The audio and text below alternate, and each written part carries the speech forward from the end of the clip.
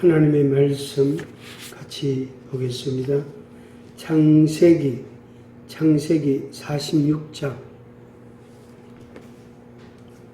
창세기 46장 1절에서 7절 말씀입니다.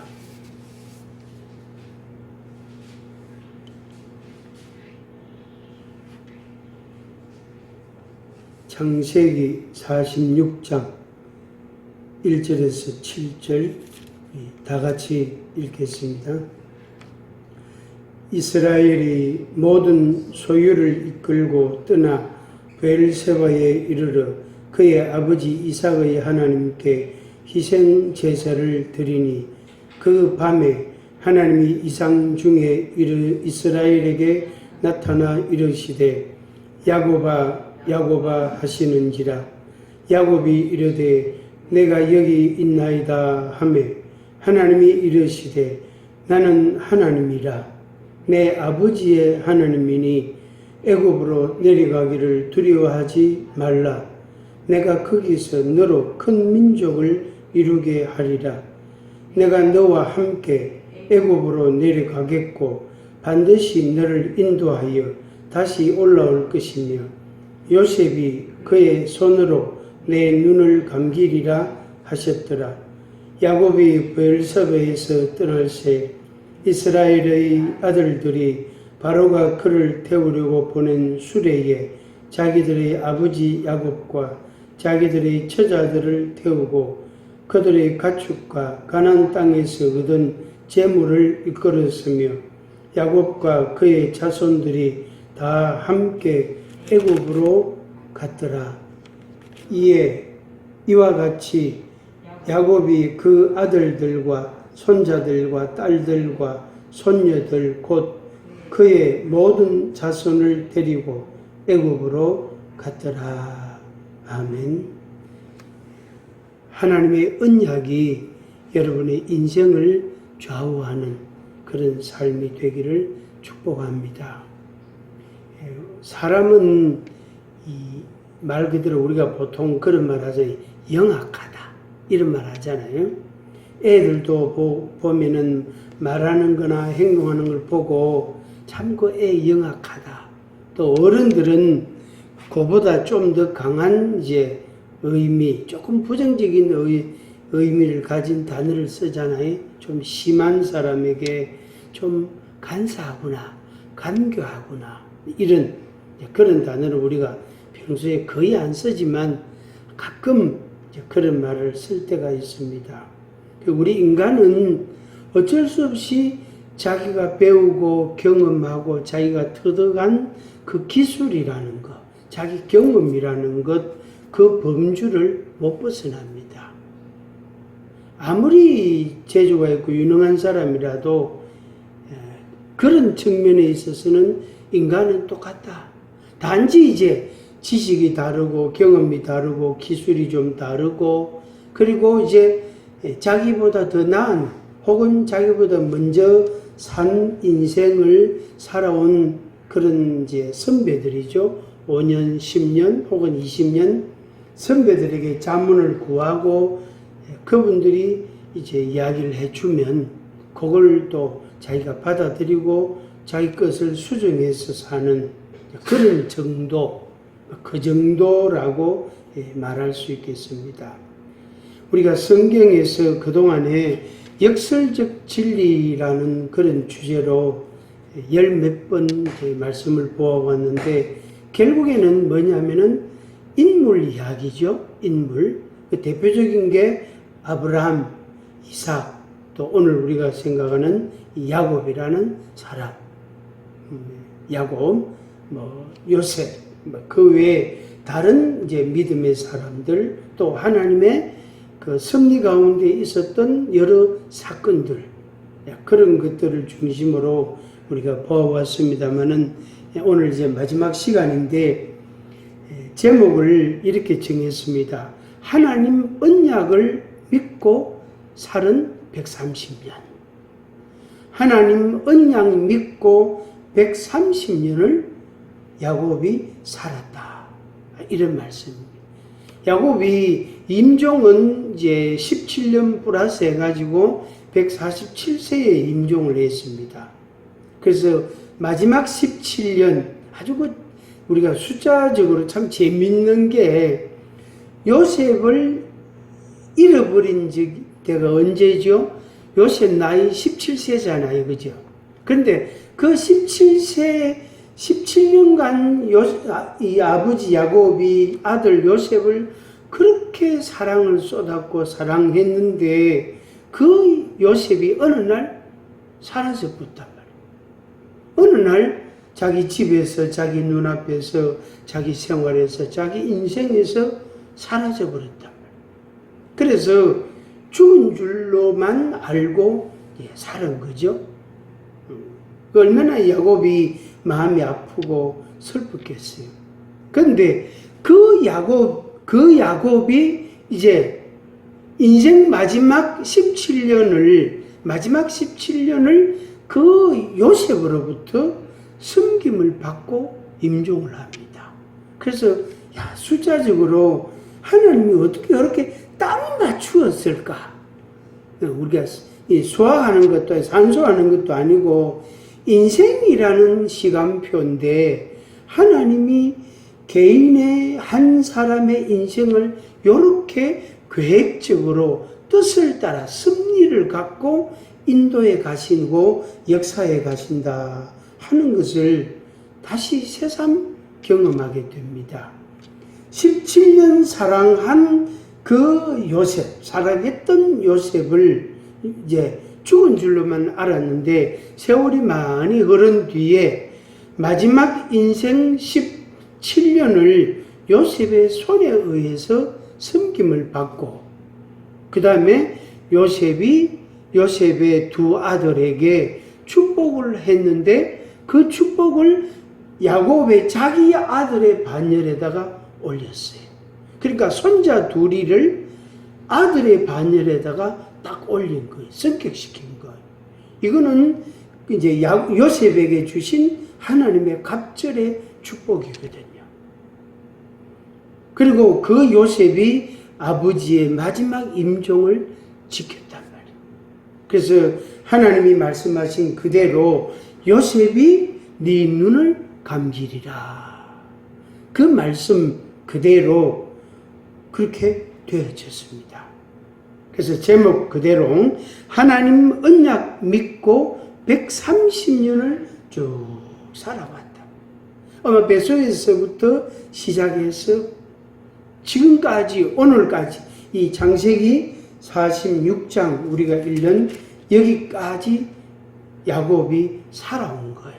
그래서 130년이라는 야곱의 생애를 우리가 이렇게 조금 세분화해서 살펴보면은 정말로 하나님의 언약이라는 것, 하나님의 약속이라는 것, 하나님의 작정하심이라는 게 있었구나 하는 걸 우리가 알게 됩니다.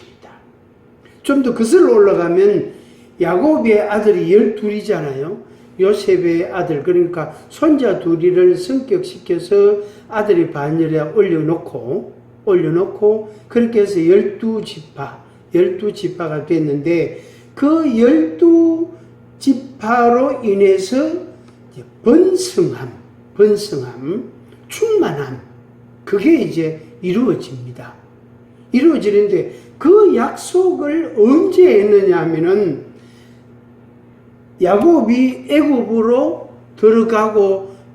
들어가기 말하자면 그 이전인데 아브라함에게 약속을 했는데 아브라함에게 하나님이 약속을 했는데 그 하나님께서 그 아브라함에게 네 자손이 네 후손이 4대 만에 애굽에서 나와서 이 땅을 차지하게 될 것이다. 그 가나안 땅을 이야기합니다. 그 4대 만에 이 땅을 차지한다. 그런데 애굽에서 이스라엘 백성들, 그러니까 야곱의 자손들, 아브라함의 후손들이 산 날이 400년이단 말이에요.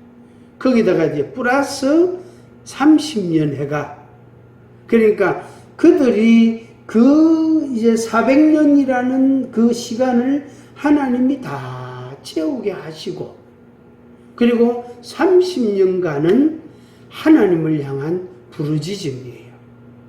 그 400년의 고통과 고난과 종으로서의 그 아픔과 그 서러움과 그 고통, 그 괴로움에서 하나님을 찾는, 하나님을 갈망하는 그런 시간을 사실상 허락하신 거예요. 그것도 하나님의 긍휼이에요.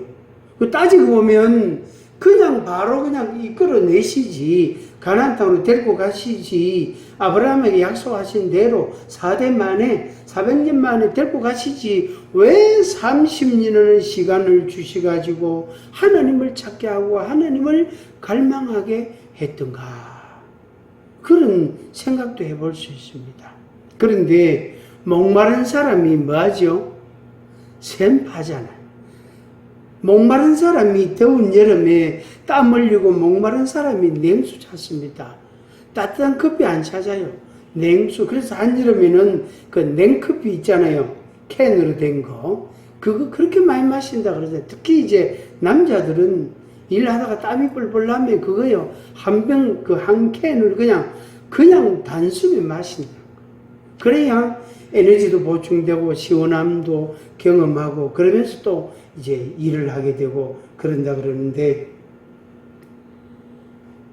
목마른 사람이 샘파입니다. 배고픈 사람이 먹을 걸 찾는, 배가 고파야 뭐 먹을 거 없나, 뭐 좀 입맛 하실 것 없나, 뭐 빵이라도 한쪽 없나, 이렇게 찾게 된다고요. 그래서 괜찮아 배고파도 괜찮아, 나는 견딜만해, 참을만해 하고 꾹 참으면 안 된다. 어떻게 해요? 배가 고프면 배가 고프다고 양식을 달라고, 먹을 걸 달라고 요구를 해야 돼요.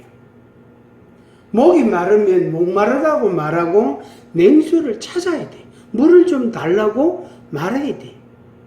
우리가 길 가다가 급하면, 화장실 볼 일 있으면 급하면 지하철로 가기도 하고, 어떨 때에는 식당이나 커피숍이나 이런 데 가서 잠깐 화장실 잠깐 좀 가면 그 사람들이, 주인들이 예약하고 이렇게 허락을 하잖아요. 꾹 참고 집에까지 안 와도 된단 말이에요. 그 참는 버릇 들으면은 오히려 몸에 해롭거든요. 우리가 이제 배가 고프면 배고프다고 말하고 먹을 거 찾고, 목이 마르면 목마르다고 말하고 물을 찾고 그렇게 하는 거예요. 그게 바로 역설적 진리단 말이에요. 목마른 사람이 물을 찾지 아니하면 하나님 물 안 주세요. 배고픈 사람이 먹을 거 찾지 아니하면 하나님이 먹을 걸 안 주신단 말이에요. 아픈 사람, 몸이 아픈 사람이 주님 아픕니다, 이거 좀 치료해 주세요, 고쳐주세요 하지 아니하면 주님이 안 고쳐주신대요. 우리가 생각할 때에 마치 주님이 알아서 좀 해주면 안 됩니까? 내 배고픈 것도 아실고 목마른 것도 아실고 내가 어디 아프다는 것도 주님이 아실 건데, 그냥 주님이 아시는 대로 내한테 좀 처치해 주시면 안 됩니까? 이렇게 우리가 주님께 말할 수 있다. 불평을 늘어놓을 수가 있단 말이에요. 그러나 주님은 우리에게 그렇게 하지 않습니다. 배가 고프다고 말해야 되고, 목이 마르다고 말해야 되고, 몸이 아프다고 말해야 주님이 거기에 적절한 조치를 취하여 주시고 필요를 공급해 주시는 것입니다. 그래서 여러분들이 혹시라도 하나님을 오해하지 마시기 바랍니다. 하나님이 알아서 나를 주실 것이다, 고쳐주시고 채워주실 것이다, 이렇게 오해하지 마시기를 바랍니다. 창세기 47장 9절에 야곱이 바로 왕 앞에 섰습니다. 그래서 이 야곱이 70명을 이끌고 자기 많은 재물을 이끌고 소유들을 이끌고 애굽으로 들어갔어요. 애굽으로 들어가는데 요셉이 그때 총리 대신이었잖아요. 그래서 아버지와 형제들을 이제 형제들 다는 아니고 그냥 몇 명하고 아버지를 바로왕에게 인사를 시켰어. 그래서 바로왕 앞에 야곱이 갔습니다. 가서 이제 두 사람이, 두 어른이 인사를 나눕니다. 그때 야곱이 한 말입니다. 47장 9절 말씀에 내 나그네 길의 세월이 130년이니이다. 내 나이가 얼마 못 되니 우리 조상의 나그네 길의 연조에 미치지 못하나 험악한 세월을 보내었나이다 하고, 내가 130세지만 조상들만큼 그리 오래 살지 못했습니다. 그런데 내 세월이, 내 인생의 여정이 험악했습니다. 험악한 세월을 보내었습니다. 그렇게 야곱이 이야기를 했습니다. 엄마 뱃속에 있을 때부터 계산해보면 야곱은 어쩌면 130년간 지금까지 살면서 늘 투기하고 싸우고 공격하고 아주 챌린저가 아니라 이거는 막 도전하고 열불이 나고 막 그런 게 좀 가득한 그런 야곱의 정서라고 말할 수 있습니다. 엄마 뱃속에 있을 때에도 쌍둥이 형이 있잖아요. 형이 먼저 나와봤단 말이에요. 그래서 자기가 뒤따라 나오면서 형의 발꿈치 잡고 나왔단 말이에요. 자기가 먼저 나오고 싶은데 형이 먼저 나가봤다. 자기가 맞이가 되고 싶은데 맞이가 못 됐단 말이에요. 그래서 어쨌든 이 맏아들이라는 장자권을 내가 가져야 되겠다. 그래서 어쨌든 그런 머리를 쓰다가 결국에 형으로부터 장자권을 받습니다. 주간그릇 주고 그 장자권을 받습니다. 그리고 이삭이 맏아들에게, 장자에게 주는 축복이라는 게 있거든요. 이게 상속권인데 아버지의 축복권을 가지고 그 장자에게, 맏아들에게 예언하는, 축복을 예언하는 그런 시간이 있습니다. 그 임종하기 전에 반드시 합니다.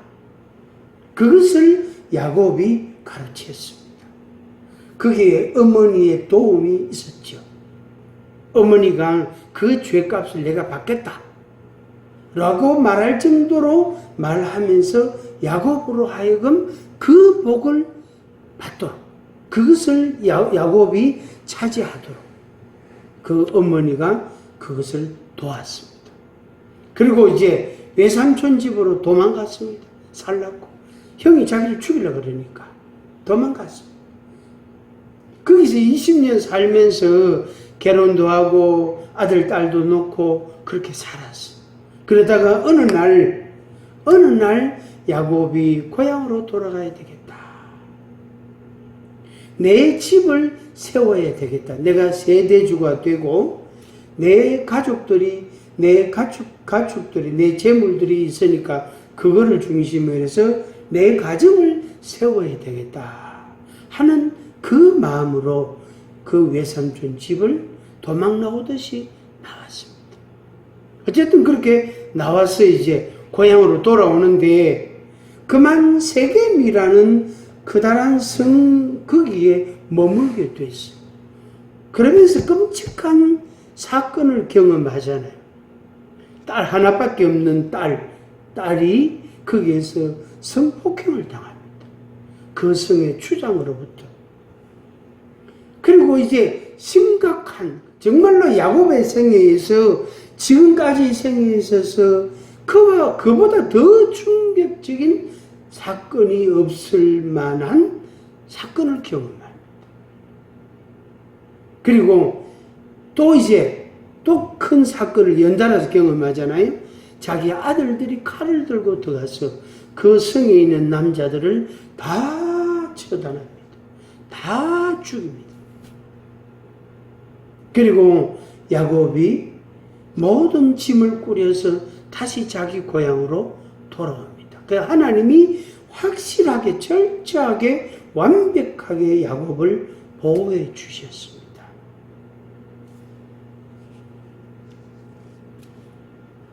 그리고 이제 고향으로 와서 이제 고향 가까이 오는데 누구를 만났죠? 에서를 만났어요. 20여 년 만에 형 에서를 만납니다. 그런데 형 에서는 훈련된 군인들이 있었단 말이에요. 야곱은 아직 어린, 많이 어린, 기껏 해봐야 10몇 살밖에 안 되는 전부 미성년자들, 어린 애들과 가축들과 큰 소유물들이 있었지만은 사실상 어른이라고 말할 수 있는 사람은 야곱 자기 하나밖에 없어요. 야곱의 아내들도 나이가 어리단 말이에요. 많지 않단 말이에요. 물론 이제 야곱 다른 자녀들보다 훨씬 많지만 그 말대 여인들이단 말이에요. 칼싸움을 할 수 없단 말이에요. 그래서 야곱 하나만 딱 죽으면 그 모든 가족들과 소유는 그냥 상실되는 거예요. 그래서 형이 딱 나타나는 거예요. 그래서 야곱이 형을 만날 것이라는 준비를 합니다. 그래서 형을 위해서 자기의 소유물을 엄청나게 많이 내놓습니다. 그런데 형이 머리가 또 좋잖아요. 깨가 많잖아요. 이 형이 그 선물은 선물대로 받고 내 밑에 훈련된 사람들이 있으니까, 건장한 사람들이 있으니까 너의 가족들과 너의 소유물들, 양떼들을 내 밑에 사람들이 이제 보호해 줄 거다 이랬단 말이에요. 그러니까 야곱이 엄청나게, 이거는 민감한 말이잖아, 그죠? 큰일 날 소리지, 그죠? 그래서 아이고 우리는 아직 아이들도 어리고 새끼들도 있고 그래서 우리가 빨리 못 가니까 천천히 갈 테니까 형은 먼저 가시라고 하고 형을, 그리고 그 밑에 졸개들을 먼저 다 보냅니다. 그리고 야곱이 큰 한숨을 한번 쉬고 큰일 날 뻔했다. 그 에서의 군사들이 야곱을 보호해주고 가족들을 보호해주고 지켜줬으면 그거는 고스란히 누구 게 됩니까? 에서 게 된다. 형 게 된단 말이에요. 자기 게 못 된단 말이에요. 그래서 이제 에서는 먼저 가고 야곱은 천천히 이제 고향으로 돌아갑니다. 그 정도 말씀을 드립니다. 그 정도. 그리고 이제 그 야곱이 자기 가족들하고 같이 이제 한 곳에 머물면서 거기에서 농사도 짓고 양도 먹이고 가축도 키우고 재산을 많이 증식했어요. 소유물이 엄청나게 많아졌어요. 손자들도 많이 낳았어요. 그런데 이 요셉, 자기가 사랑했던 이 요셉이 어느 날 사라져버렸다. 자기 눈앞에서, 자기 집에서, 자기 인생에서 없어져 버렸다. 그래서 다른 아들들이 아버지 이거 요셉 옷 아닙니까? 하면서 그 염소 새끼에 피를 묻히가 아버지 앞에 또 보인단 말이에요. 그걸 보니까 이 요셉의 옷이단 말이에요. 그래서 내 아들이 죽었구나. 들짐승들이 내 아들을 죽였구나. 그래서 야곱이 통곡을 합니다. 내가 왜 이 요셉을 심부름 보내가, 혼자 심부름 보내가 이 아들을 죽게 했나. 그러면서 자기 가슴을 치면서 통곡을 합니다. 그 형들, 그 아들들 10명이 아버지를 속입니다. 아버지를 속입니다. 결국에 그 속임을 당했죠. 속임을 당했죠. 그런 상황, 그런 환경, 그런 여건이었습니다. 그러고 이제 세월이 많이 흘렀습니다. 근데 그 이제 과정, 그러니까 조금 더 말씀드리고 결론 같이 요점을 말씀을 드리겠습니다. 그 이제 야곱은 야곱대로 이제 살고 요셉은 이제 아버지 떠나서 종이 돼가지고 애굽 땅에 살고 있단 말이에요. 모른단 말이에요. 요셉은 자기 아버지와 형들과 가족들, 조카들과 그들이 어디에 살고 있을 것이라는 것을 요셉은 생생하게 기억하고 있단 말이에요. 17살, 18살, 19살, 20살 생생하게 기억하고 있다. 21살, 22살 언제 고향을 갈지, 언제 아버지를 만날지, 언제 그 조카들을 만날지 아무도 모른다. 요셉의 마음에는 너무너무 힘든 외롭고 고독한 고통스러운 시간은 계속 이어지고 있습니다. 지난번에 우리가 보았던 말씀처럼 하나님께서 여호와께서 요셉과 함께 하셨더라. 그것을 요셉이 알았습니다. 그나마 여호와께서 자기와 함께 하신다는 것을 요셉이 알므로 인해서 요셉의 마음은 평안했어요. 자기 일에 아주 열심히 일했습니다. 그렇지만은 해가 지면 잠자리에 들면 누가 생각날까요? 아버지 생각난다고. 어머니는 이미 고인이 됐지만은 조카들과 자기 엄마 같은 자기 한 엄마에서 난 자기 동생이 하나 있단 말이에요. 유일한, 그러니까 자기 같은 엄마인 형제 둘뿐이단 말이에요. 아무도 없단 말이에요. 그래서 자기 남동생이 생각이 난다. 자기 조카들도 자기가 돌봤던 그 양새끼들도 생각이 난단 말이에요. 그 마음이 얼마나 힘들겠어요.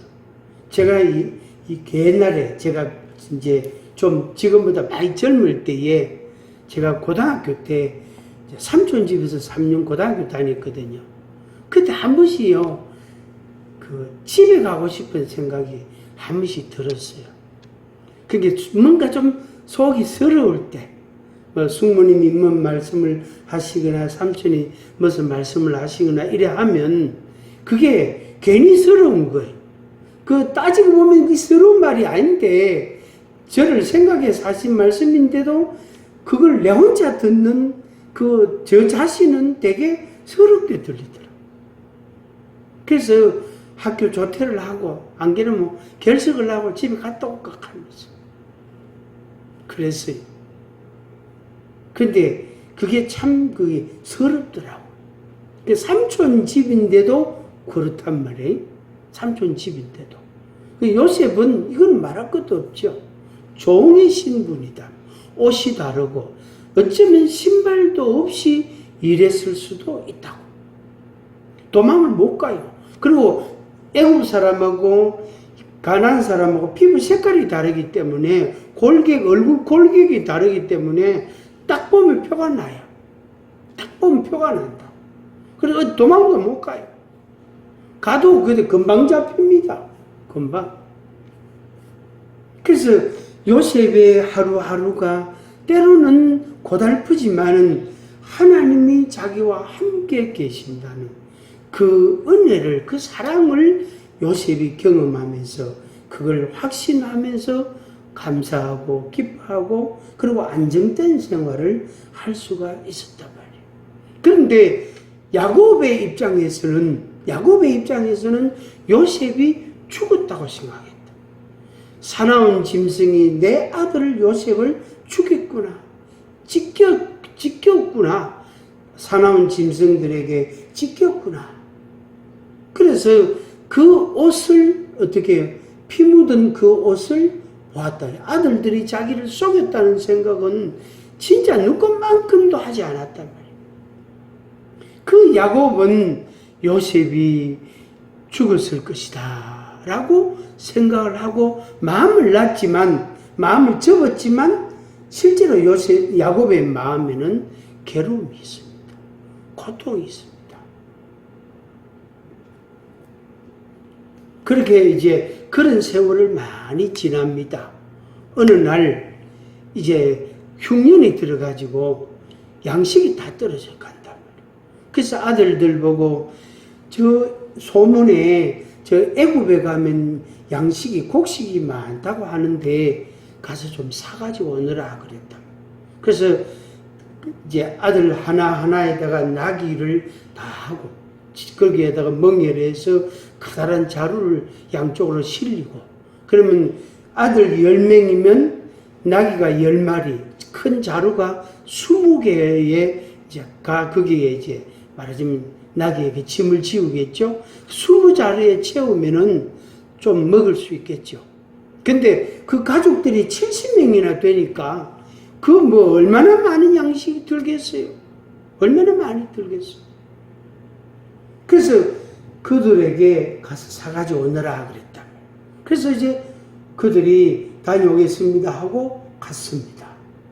갔는데 어느 날 어떤 낯선 피부 색깔과 골격이 다 낯선 어떤 남자들 10명이 왔는데, 곡식 사러 왔다고 왔는데 보니까 자기 형들이다. 요셉이 대민 할아버지요. 애국 사람들은 자기하고 얼굴 형태가 같지 않는데 같은 10명의 남자들이 앞에 와 있다. 요셉이 아무 소리도 않고 꾹 참고 뒤로 가서 세수하고 다시 와가지고 그들을 어떻게 해요? 가두었습니다. 하여튼 그 정도만 하고 이제 건너가겠습니다. 그렇게 해서 또 이제 곡식 사러 이제 곡식 사고 올라가는데 자루에다가 돈을 다 집어넣었단 말이에요. 그리고 집에 가서 중간에 이제 열어보니까 돈이 들어있단 말이에요. 그래, 그들이 얼마나 당황했습니까? 성경 읽어보면은. 하여튼 그렇게 해서 이제 두 번째 곡식 사러 오고 이제 그렇게 했단 말이에요. 그런 과정들을 다 이제 거쳐서 이제 그냥 다 지나가겠습니다. 그리고 이제 어느 날 이제 그들이 다시 곡식 사러 왔습니다. 도저히 요셉이 자기 동생 베냐민이 그 10명 속에, 그러니까 이제 11명의 형제들이죠. 10명의 형들과 동생 베냐민과 11명의 남자들이 거기에 자기 앞에 있는 걸 보고 자기 동생을 보니까 감정을 억제를 못 하잖아요. 세수하고 나와가지고, 그래서 거기에 있는 애국 사람들, 신하들 다 내보내고 딱 12명이 마주했습니다. 내가 요셉입니다. 당신들이 애굽으로 판 당신들의 동생 요셉입니다. 그렇게 이야기를 했습니다. 그리고 베냐민을 안고 웁니다. 형들도 그때서 긴장이 풀려가지고 이제 포옹을 하고 형제 상봉을 합니다. 몇 년 만에? 22년 만에. 22년 만에. 그리고 그들이 이제 집으로 돌아갑니다. 돌아갈 때에 아버지 모시고 오라고 아버지가 타고 오실 수레를 왕으로부터 하사를 받아가 그 왕이 주는 그 마차를 아버지 타고 오시도록 보냅니다. 그리고 수레에다가 많은 선물들, 옷과 곡식과 돈과 많은 것들을, 그리고 형들을 위해서 베냐민에게는 더 많은 것들을 주고 그렇게 다 돌려보냅니다. 야곱이 그걸 받아보고 또 놀라는 거예요. 요셉이 아직도 살아있었구나. 내가 죽기 전에 요셉을 버리라. 그렇게 마음을 먹게 됐습니다. 그래서 요셉이 보낸 수레, 그 마차와 수레와 선물과 옷들과 돈과 곡식들과 그 모든 것들을 보고 야곱이 힘이 났어요. 힘이 생겼어요.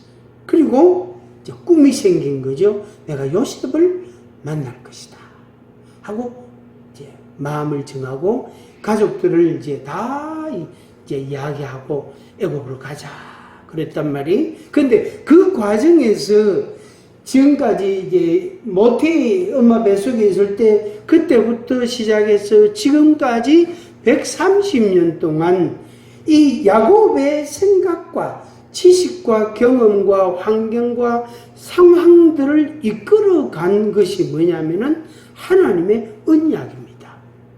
하나님의 약속입니다. 엄마 뱃속에 있을 때에도 약속을 받았잖아요. 큰 자가 어린 자를 섬기리라. 더 큰 민족을 이룰 것이다. 그리고 이 야곱이 이제 요셉으로부터 뭐죠? 선물을 받고 정표를 받고 난 뒤에 주저할 때에 하나님이 다시 야곱에게 나타났습니다. 애굽으로 내려가기를 두려워하지 말라. 내가 너와 반드시 함께한다. 그리고 네가 다시 이 땅으로 돌아올 것이다. 요셉이 네 눈을 감기리라. 이런 약속의 말씀, 예언의 말씀들을 하나님이 하셨습니다. 그 말씀을 믿고 야곱이 애굽으로 내려갑니다. 말씀을 끝내겠습니다. 두 가지입니다.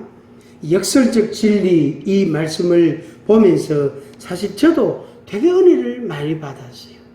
그리고 성경을 보는 그 관점, 성경을 해석하는 그 포인트가 좀 많이 바뀌었어요. 제가 이 주제를 이제 말씀하면서, 준비하면서, 그래서 되게 저도 주님 앞에 많이 감사하고 있습니다. 오늘 이제 이 역설적 진리라는 이 시리즈를 마감하면서 두 가지입니다.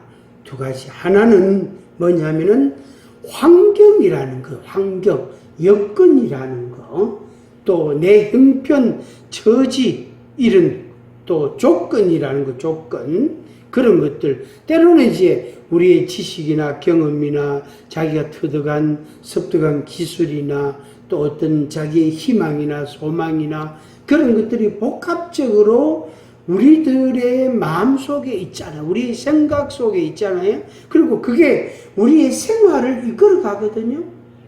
우리의 생활을 이끌어 간단 말이에요. 그 우리가 부인할 수 없잖아요. 내 꿈이라는 게 나로 하여금 힘이 나게 하고 용기가 생기게 하잖아요. 근데 또 어떨 때에는 그것 때문에 내가 실패도 경험을 할 수도 있는 거예요. 그런데 이제 그런 가운데 하나님의 언약, 이 하나님의 약속이라는 것을 우리가 받는다. 이게 중요합니다. 개인적으로 이게 좀 차이가 있는데 꿈으로도 받는 사람이 있고 환상으로도 소리로 듣는 사람도 있고 또래는 성경을 읽으면서 이렇게 하면 되겠네 하고 깨달을 때가 있다고. 그런 것들이 하나님이 우리에게 주신 언약, 약속의 말씀이에요. 그래서 우리가 그 말씀을 딱 붙들고 그 말씀을 딱 믿고 가는 거예요. 마음을 딱 정하는 거예요. 근데 실제로 야곱이 인생을 130년간 살면서 위험한 상황들을 여러 차례 겪었단 말이에요. 괴롭고 고통스러운 시간들을 겪었단 말이에요. 체험했다면 만났단 말이에요. 우리들도 마찬가지잖아요. 그죠? 그런데 그럴 때마다 하나님이 약속의 말씀, 언약의 말씀을 야곱에게 주셨어요. 오늘 우리들에게도 하나님이 그 언약의 말씀, 약속의 말씀을 주십니다. 결론적으로 요한복음 14장 1절, 6절, 그리고 18절 이 말씀 여러분들에게 읽어드리겠습니다. 우리 같이 한번 볼까요? 요한복음 14장 1절, 1절 같이 읽겠습니다. 이 세 구절의 말씀을 여러분들이 마음에 확신을 하시고 여러분 생애에 적용을 하시기를 바랍니다. 14장 1절 같이 너희는 마음에 근심하지 말라. 하나님을 믿으니 또 나를 믿어라. 아멘. 하나님을 믿어라. 하나님을 믿어라. 제가 이 영상을 만들면서 환청같이 귀에서 들리기를 바랍니다.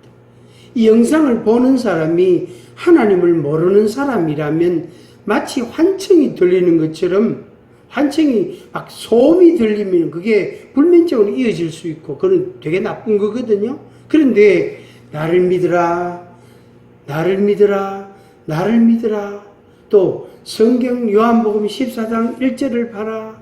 이게 환청처럼 또 들리고 또 들리고 기억 속에 지워지지 않고 또 생각이 나고 또 생각이 나면 괴로워서 나중에 그걸 피워본단 말이에요. 그래서 하나님의 부르심이 되고 그 사람이 이 하나님 밖에 있다가 하나님 안으로 들어오는 하나님의 자녀가 되는 거예요. 그 믿음의 역사가 그렇게 우리가 아무리 예수 믿으세요, 하나님 믿으세요, 걱정하지 마 믿으세요 이야기를 해도 됐습니다. 내가 알아서 할게요. 내 신경 쓰지 마세요. 그렇다 목사님이나 잘하세요 하고 그런단 말이에요. 그런데 환청같이 귀에 자꾸 들리면 그걸 거부를 못해. 괴로워요. 괴롭다고요.